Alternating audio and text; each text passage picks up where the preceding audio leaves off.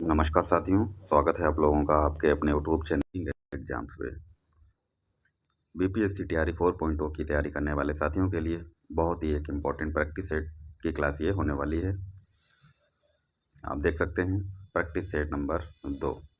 तो जो भी साथी टीआरई 4.0 की तैयारी कर रहे हैं उनके लिए ये क्लास इम्पोर्टेंट है और इस क्लास में हम लोग जीएस के क्वेश्चंस को कवर करने वाले हैं और बाकी के जो क्वेश्चन हैं जैसे कि हिंदी हो गया, इंग्लिश हो गया, एक अदर से क्लास रिकॉर्ड करके आपके सामने प्रस्तुत करेंगे और मैथ की भी।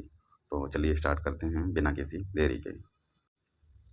साथियों, इसकी प्लेलिस्ट अलग से बना दी गई है। एक क्लास जो है अपलोड हो चुकी है, अगर आपने वो क्लास नहीं देखी है तो जाके देख सकते हैं।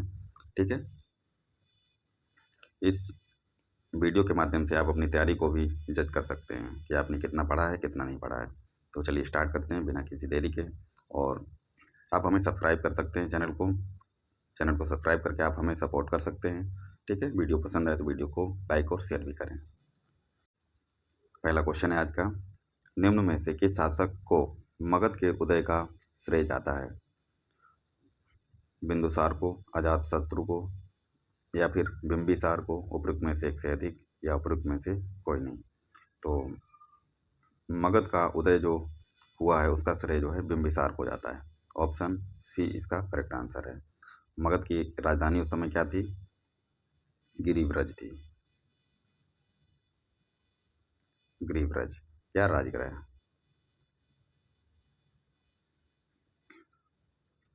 अगला क्वेश्चन देखते हैं, बिहार की स्थापना कब की गई?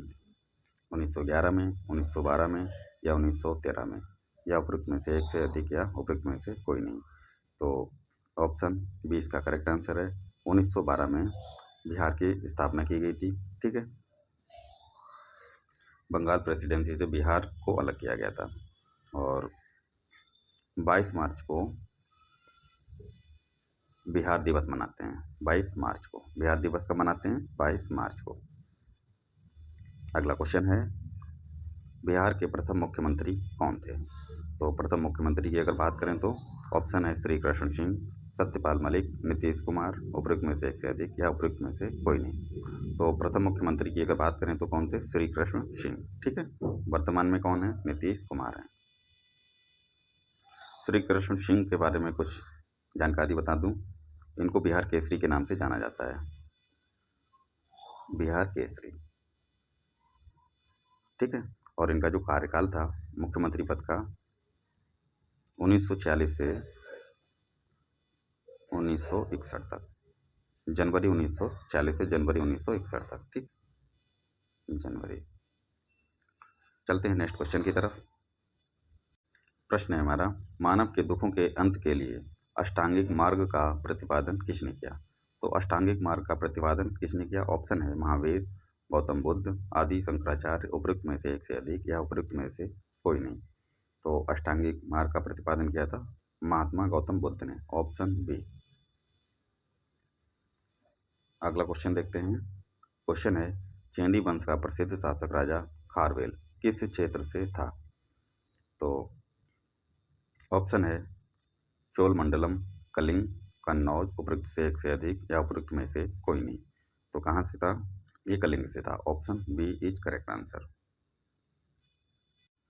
चलते हैं नेक्स्ट क्वेश्चन की तरफ। क्वेश्चन है, अकबर ने किसको अपना दरबारी कवि नियुक्त किया था? ऑप्शन है हरिशेर ने, मियाँ तानसेन, राजा बीरबल, उपयुक्त में से एक से अधिक, या उपयुक्त में से कोई नहीं। किसको किया था? दरबारी कवि। तो दरबारी कवि की अगर बात करें तो अकबर के दरबार में 9 रत्न थे। 9 रत्न में एक मियाँ तानसेन भी इनके दरबारी कवि थे। ठीक है, option B is correct answer, Miyan Tansen. चलते हैं अगले क्वेश्चन की तरफ। क्वेश्चन है, अकबर का कार्यकाल क्या था? 1556 से 1605 तक। ठीक है, किस वंश का शासक था? ऑप्शन है नंद वंश, मौर्य वंश, मुगल वंश, उपयुक्त में से एक से अधिक, या कोई नहीं। तो किसका था ये? मुगल वंश का। Option C is correct answer. अगला क्वेश्चन देखते हैं, बिहार में कांग्रेस का प्रथम अधिवेशन कहाँ रखा गया था? तो बिहार में कांग्रेस का प्रथम अधिवेशन कहाँ हुआ था, ये पूछा गया है। ऑप्शन है पटना, गया, मुजफ्फरपुर, उपरोक्त से एक से अधिक या उपरोक्त में से कोई नहीं। तो 1912 में पटना में कांग्रेस का अधिवेशन होता है, ठीक है। तो राइट आंसर हो जाएगा ऑप्शन ए। 1912 में कहाँ होता है, बांकीपुर या पटना में। अध्यक्ष कौन थे, पटना, कहीं कहीं बांकीपुर लिखा मिल जाए तो भी सही है, ठीक है। अध्यक्ष थे RN मुधोलकर। इस समय अध्यक्ष भी पूछ लेता है तो कौन थे, RN मुधोलकर। तो प्रथम अधिवेशन कांग्रेस का पटना में हुआ था, बिहार में, ठीक है। दूसरा कहाँ हुआ था, गया में हुआ था, ये भी याद रखना है। अगला क्वेश्चन है, जयप्रकाश नारायण को कौन सी उपाधि दी गई थी। ऑप्शन है प्रजा हितेच्छु या फिर लोकनायक, लोकमान्य, उपरोक्त में से एक से अधिक या उपरोक्त में से कोई नहीं। तो जयप्रकाश नारायण को कौन सी उपाधि दी गई, लोकनायक की उपाधि इनको दी गई थी। ऑप्शन बी वाला करेक्ट हो जाएगा। और जयप्रकाश नारायण को भारत रत्न मिला था इनके मरने के बाद, यानी कि मरणोपरांत। कब मिला था, ये भी क्वेश्चन पूछ सकता है। तो मिला था 1999 में, ठीक है, भारत रत्न मरणोपरांत,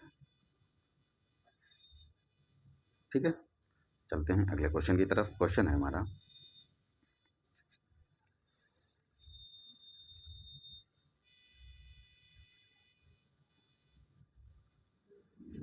निम्नलिखित सम्मेलनों में से कौन सा उनके विषयों के साथ सही ढंग से मेल नहीं खाता है। तो ऑप्शन है रॉटरडैम कन्वेंशन, ये किससे संबंधित है, खतरनाक रसायन और कीटनाशक से, ये तो सही है। दूसरा है स्टॉकहोम कन्वेंशन, खतरनाक अपशिष्टों की सीमा पर संचलन और उनके निपटान पर नियंत्रण से संबंधित, ये भी सही है।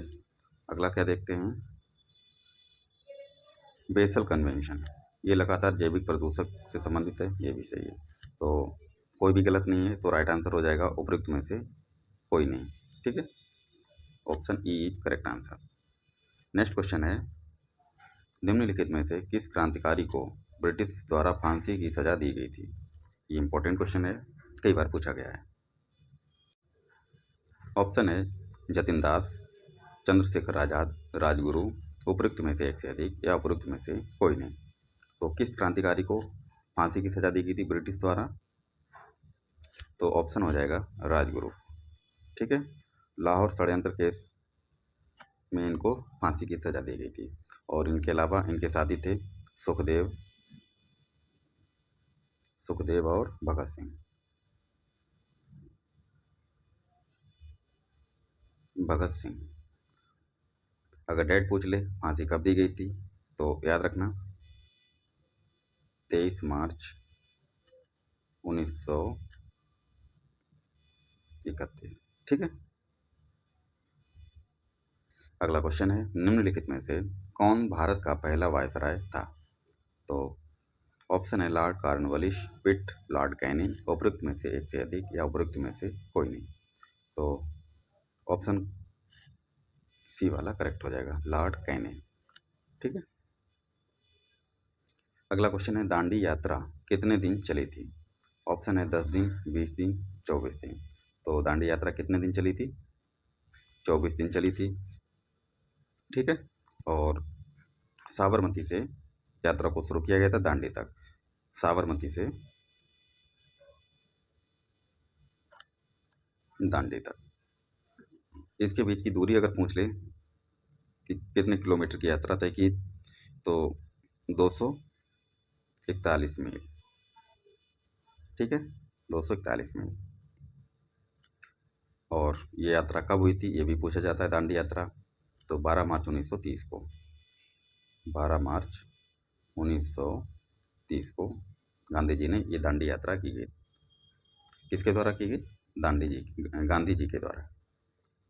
और किलोमीटर में इसका पूछे तो 389 हो जाएगा, ठीक है, 389 किलोमीटर, कहीं कहीं 390 में मिलता है, ठीक है। अगला क्वेश्चन देखते हैं,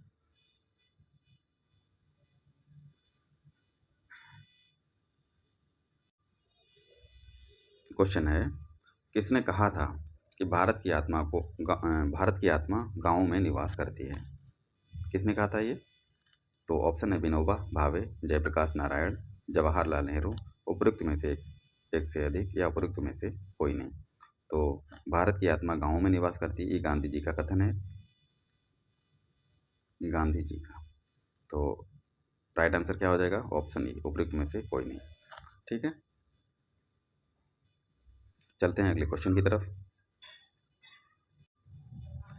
1937 में कांग्रेस की कितने राज्यों में सरकारें थीं? कब? 1937 में। 7 राज्यों में, 9 राज्य में, 5 राज्य में, या उपरोक्त में से एक से अधिक, या उपरोक्त में से कोई नहीं। तो कांग्रेस की कितने राज्यों में सरकारें थीं, ये क्वेश्चन पूछा गया है। तो राइट आंसर क्या हो जाएगा? 5 राज्य में। ठीक है, 5 राज्य में। अगला क्वेश्चन है, नीचे 1857 की क्रांति के दौरान उनके नेतृत्व क्षेत्रों का युग्म है, गलत युग्म का छांटिए। देखिए, ऑप्शन है पहला रानी लक्ष्मीबाई, इंदौर, खान बहादुर खां, रुहेलखंड, सी है वीर कुंवर सिंह, शाहाबाद। तो कौन सा गलत है, ये पूछा गया है। गलत युग्म को छाटिए। तो रानी लक्ष्मीबाई ने कहाँ से नेतृत्व किया था? ग्वालियर से।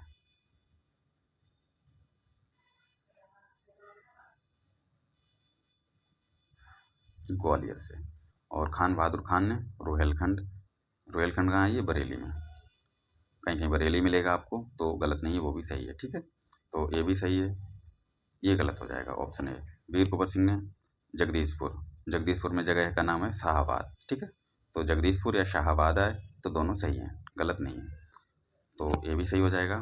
तो एक गलत है, रानी लक्ष्मीबाई, इन्होंने कहाँ से किया था? ग्वालियर से किया था, ना कि इंदौर से। तो option A is correct answer. अगला क्वेश्चन है, किस राष्ट्रीय नेता ने अंडमान सेलुलर जेलों की दीवार पर भारत का इतिहास लिखा था? ऑप्शन है नंदलाल बोस, अंबेडकर, वीर सावरकर, उपरोक्त में से एक से अधिक, या उपरोक्त में से कोई नहीं। तो ऑप्शन सी हमारा करेक्ट आंसर है, वीर सावरकर ने अंडमान सेलुलर जेलों की दीवारों पर भारत का इतिहास लिखा था। ठीक है, अगला क्वेश्चन है, लंदन में स्थित रॉयल सोसाइटी ऑफ लंदन के पहले भारतीय सदस्य कौन थे? श्रीनिवास रामानुजम, ऑप्शन है एसी वाडिया। तो बी वाला करेक्ट हो जाएगा, एसी वाडिया। चलते हैं अगले क्वेश्चन की तरफ। नेक्स्ट क्वेश्चन है, निम्नलिखित में से किसे सरकार द्वारा शास्त्रीय भाषा घोषित किया गया? तो ऑप्शन है कन्नड़, गुजराती, मलयालम। तो शास्त्रीय भाषा किसे घोषित किया गया, ये क्वेश्चन पूछा गया है। तो ऑप्शन ए भी करेक्ट है और सी भी करेक्ट है। ठीक है, गुजराती को नहीं किया गया है। तो ए और सी। तो राइट आंसर क्या हो जाएगा? उपरोक्त में से एक से अधिक। नेक्स्ट क्वेश्चन है, मेरियाना खाई कहाँ है?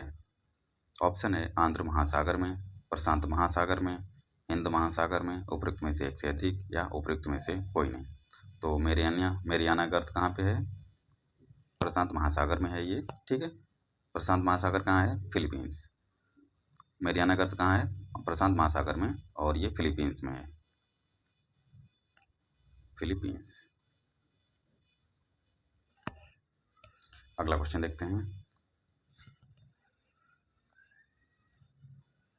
निम्न में से कौन सा महासागरीय धारा अटलांटिक महासागर में नहीं पाई जाती है? तो ऑप्शन है गल्फ स्ट्रीम, ब्राज़ील धारा, पेरू धारा, उपरोक्त में से एक से अधिक, या उपरोक्त में से कोई नहीं। तो option C is correct answer, Peru धारा। पेरू धारा को और क्या बोलते हैं? हम्बोल्ट धारा भी बोलते हैं, हम्बोल्ट धारा। ठीक है, तो ये धारा कहाँ पे पाई जाती है? प्रशांत महासागर में। प्रशांत महासागर में। ठीक है, तो बाकी अटलांटिक महासागर में गल्फ स्ट्रीम और ब्राज़ील धारा भी पाई जाती है। ठीक, चलते हैं अगले क्वेश्चन की तरफ। समुद्र में बहिर्विष्ट भूमि कहलाती है। बहिर्विष्ट क्या होता है, ये पूछा गया है। ऑप्शन है जल डमरू मध्य, प्रायद्वीप, स्थल संयोजक यानी कि इस्थमस उपयुक्त में से एक से अधिक या उपयुक्त में से कोई नहीं। तो बहिर्वष्ट भूमि जो होती है प्रायद्वीप कहलाती है। ऑप्शन बी हमारा करेक्ट आंसर है। अगला क्वेश्चन देखते हैं। कौन सा देश sugar bowl of the world के रूप में जाना जाता है? Sugar bowl of the world किसको जाना जाता है? ऑप्शन है क्यूबा, भारत, ब्राज़ील, उपयुक्त में से एक से अधिक या उपयुक्त में से कोई नहीं। तो राइट आंसर क्या हो जाएगा साथियों? ऑप्शन सी, ब्राज़ील को sugar bowl of the world कहा जाता है, चीनी का कटोरा। ठीक है, अगला क्वेश्चन देखते हैं।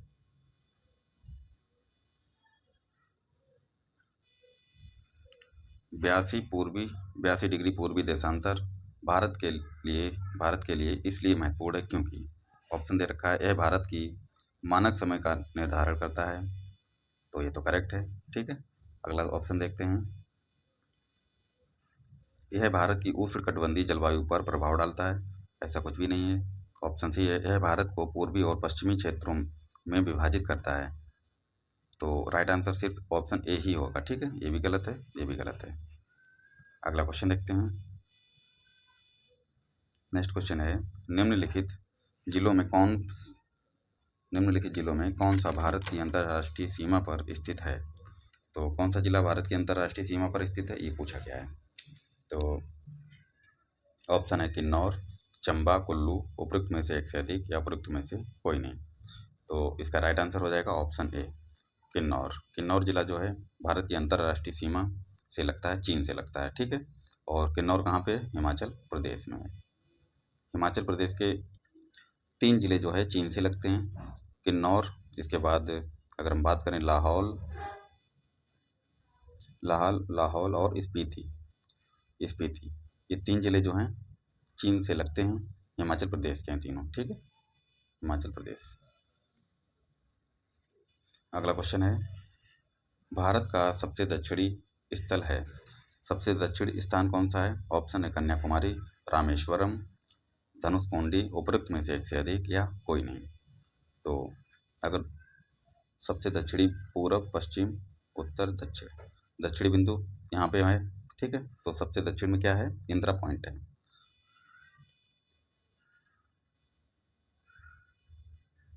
इंदिरा पॉइंट। ठीक है, तो राइट आंसर क्या हो जाएगा? Option E. अगला क्वेश्चन देखते हैं। पश्चिमी तट के उत्तरी भाग को कहते हैं।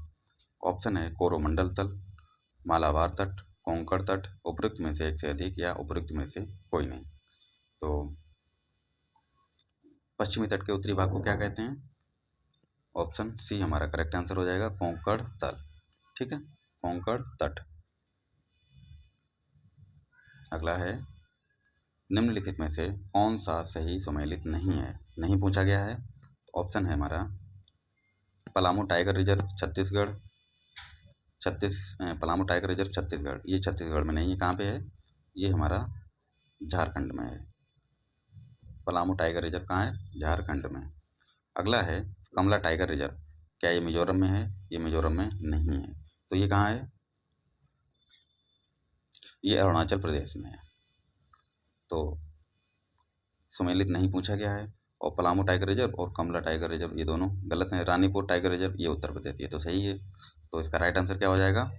पहला और ए और बी, यानी कि उपयुक्त में से एक से अधिक। उपयुक्त में से एक से अधिक हो जाएगा, क्योंकि ये भी गलत है, ये भी गलत है। ठीक है, अगला क्वेश्चन देखते हैं। अगला क्वेश्चन है हमारा, निम्नलिखित में से कौन सा क्षेत्र कोयला भंडार में सबसे अधिक समृद्ध है? तो ऑप्शन है ब्रह्मपुत्र, दामोदर घाटी, महानदी, उपयुक्त में से एक से अधिक या उपयुक्त में से कोई नहीं। तो दामोदर घाटी, ऑप्शन बी हमारा करेक्ट हो जाएगा। कोयला क्षेत्र में सबसे अधिक समृद्ध जो है दामोदर घाटी है। ठीक है, और ये कहाँ पे है? वेस्ट बंगाल में है, रानीगंज कोयला क्षेत्र। ठीक है, यहीं पाया जाता है।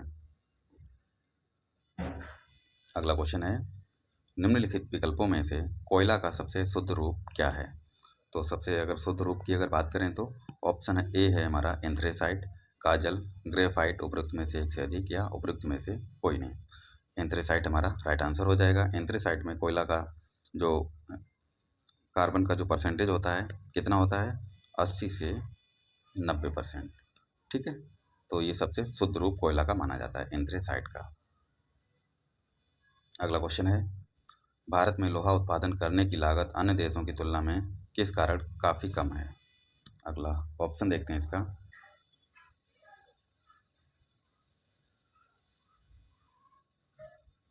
खनकों की कम मजदूरी, ऑप्शन बी लौह अयस्क की काफ़ी आपूर्ति, ऐसा कुछ भी नहीं है। अगला है कोयले की काफ़ी पूर्ति, ये भी सही नहीं है। उपरोक्त में से एक से अधिक या उपरोक्त में से कोई नहीं, तो इसका ऑप्शन ई हमारा करेक्ट आंसर हो जाएगा। अगला क्वेश्चन है, निम्नलिखित में से ऊर्जा का गैर परंपरागत स्रोत कौन सा है? ऑप्शन है ताप विद्युत शक्ति, जल विद्युत शक्ति, प्रकाश वोल्टी ऊर्जा, उपयुक्त में से एक से अधिक या उपयुक्त में से कोई नहीं। तो गैर परंपरागत स्रोत की अगर बात करें तो प्रकाश वोल्टी ऊर्जा हमारा करेक्ट आंसर हो जाएगा। ठीक है,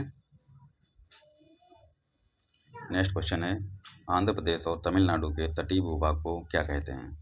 आंध्र प्रदेश और तमिलनाडु के तटीय भूभाग को तो क्या कहते हैं? कोंकण, कोरोमंडल या फिर पूर्वी तट, उपयुक्त में से एक से अधिक या कोई नहीं। तो आंध्र प्रदेश और तमिलनाडु के तटीय भाग को कोरोमंडल कहते हैं। ठीक है, राइट आंसर बी हो जाएगा। अगला क्वेश्चन देखते हैं, मुक्त उद्यम पद्धति के अंतर्गत उपभोक्ता ही तय करते हैं किन पदार्थों तथा सेवाओं का उत्पादन किया जाएगा और किस मात्रा में, इस संकल्पना को कहते हैं। तो इस संकल्पना को क्या कहते हैं? ऑप्शन देखते हैं। उपभोक्ता संरक्षण, उपभोक्ता का निर्णय, उपभोक्ता की पसंद, उपयुक्त में से एक से अधिक या कोई नहीं। तो इस सिद्धांत को क्या बोलते हैं? उपभोक्ता प्रभुत्व सिद्धांत। उपभोक्ता प्रभुत्व सिद्धांत। तो राइट आंसर ऑप्शन ई हमारा करेक्ट हो जाएगा। क्या बोलते हैं? उपभोक्ता प्रभुत्व सिद्धांत। ठीक है, अगला क्वेश्चन देखते हैं। क्वेश्चन है, इनमें से कौन सा मुद्रास्फीति की समस्या को उत्पन्न करता है? ऑप्शन है मुद्रा की आपूर्ति में कमी, मुद्रा की आपूर्ति में वृद्धि, वस्तु की आपूर्ति में कमी, उपयुक्त में से एक से अधिक या कोई नहीं। तो राइट आंसर क्या हो जाएगा इसमें? मुद्रा की आपूर्ति में वृद्धि। ठीक है, मुद्रास्फीति की समस्या को उत्पन्न करता है कौन? मुद्रा की आपूर्ति में वृद्धि हो जाए। अगला क्वेश्चन देखते हैं, वैट पहली बार कहाँ लागू किया गया था? तो ऑप्शन है जर्मनी में, स्पेन में, फ्रांस में। तो राइट आंसर क्या हो जाएगा? Option C France. फ्रांस में वैट को पहली बार लागू किया गया था 10 अप्रैल 1954 को। 10 अप्रैल 1954 को। ठीक है, नेक्स्ट क्वेश्चन देखते हैं, आर्थिक नियोजन हिस्सा है। ऑप्शन है मिश्रित अर्थव्यवस्था का, दोहरी अर्थव्यवस्था, समाजवादी अर्थव्यवस्था, उपयुक्त में से एक से अधिक या कोई नहीं। तो समाजवादी अर्थव्यवस्था का आर्थिक नियोजन एक हिस्सा है। ठीक है, राइट आंसर सी हो जाएगा। अगला क्वेश्चन है, सुपर कंप्यूटिंग निम्नलिखित में से किस क्षेत्र में महत्वपूर्ण भूमिका निभाता है? क्वांटम यांत्रिकी में, मौसम की भविष्यवाणी में, जीनोमिक्स में या एक से अधिक या कोई नहीं। तो राइट आंसर डी हो जाएगा, एक से अधिक, तीनों।